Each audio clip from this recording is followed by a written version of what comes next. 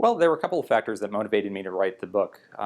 As I began the project, like many people, I think that I was enchanted by these photographs of Afghanistan in the 1950s and all of these images of development that seemed to define the place. Women studying to be nuclear physicists, people running around with not in burqas, but in miniskirts around Kabul. And there's really this sense of a world that had been lost to the war that engulfed the country following the Soviet invasion. So I wanted to try to get behind some of these myths and ask what was development really about in Afghanistan, both during that optimistic moment of the 60s, and was this really a world that had been lost, or were there factors that were actually leading towards the destruction to come? When it came to the 1980s, however, it also seemed to me that there were a lot of interesting factors that, looking at Afghanistan, would help us understand our modern world. The Soviet invasion of Afghanistan was not only a debacle for the Soviet Union that really led to the discrediting of Soviet-style socialism across much of the Third World, but Afghanistan was in many ways a kind of crucible where new forms of transnational political engagement, like Sunni jihadism or transnational NGO-based humanitarianism, really came into existence or reached their high point and then spread out into the world from there. So it seemed to me that by understanding Afghanistan, both during that moment of the 60s as well as during the 1980s, we could help understand not only Central Asia, but in some senses the broader world that we now live in. Well, in many cases, I was pleasantly surprised when I entered the archives to find a very different story than the one I had encountered in traditional tellings of Afghanistan.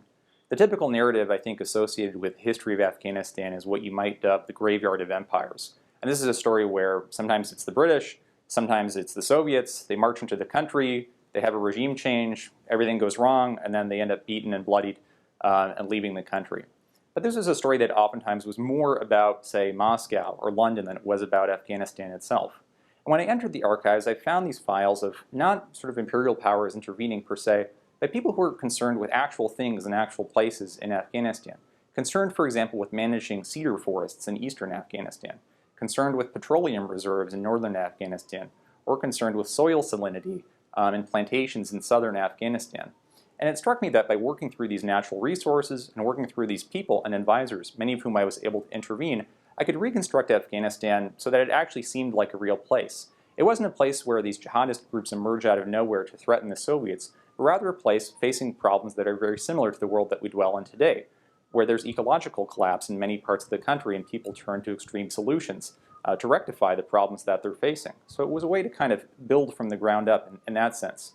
To come back to the graveyard of empires narrative, it struck me that in doing this we could restore a certain kind of agency to Afghanistan in the narratives that we're telling about the place. We could tell a history of Afghanistan that was focused around places and provinces like Paktia in eastern Afghanistan with the forests, like northern Afghanistan with the oil reserves, or southern Afghanistan with the plantations and irrigation projects. To tell a story of Afghanistan that wasn't about Moscow or Washington or London, but was rather about these Afghan provinces and the country itself.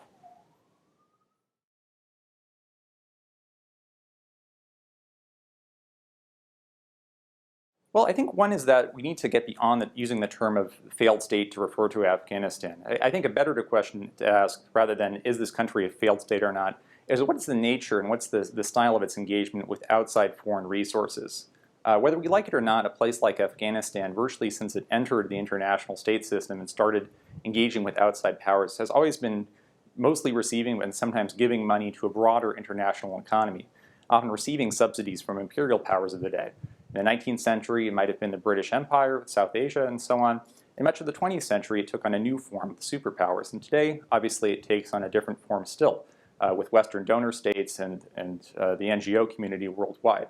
So I think the better question to ask, rather than why is this place constantly failing, is why is this country that's on the other side of the planet from the United States, and in many ways very remote from these other powers, why has it been so successful, actually, in acquiring this perceived geopolitical importance and drawing in these foreign resources? So by turning the shift from failed state to sort of exchange of Western resources to Afghanistan, that's one thing that I think we can learn. More broadly, though, when it comes to the emergence of humanitarianism in the 1970s and 1980s, I think one thing we can understand by looking at Afghanistan is, of course, this was a communist state. This was an Afghanistan that had had a socialist government. And what I think is really interesting, and what I found in the archives, was that many of the NGO groups, many European NGOs who allied with the Mujahideen to attack the communist government in Afghanistan, had undergone a really radical shift in their thinking about the privileges and rights of sovereignty for third world socialist states. Many of these people had celebrated the collapse of South Vietnam and the capture of South Vietnam by North Vietnamese communists only a few years earlier in 1975.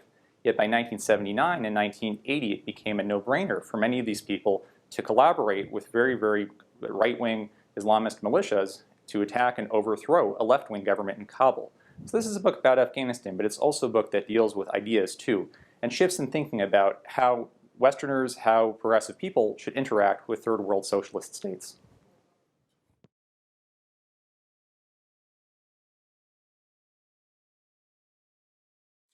Well, there were many finds, and I really had the privilege for this book to travel to a lot of different locations, much time in Moscow, much time in Central Asia, and interviews as well.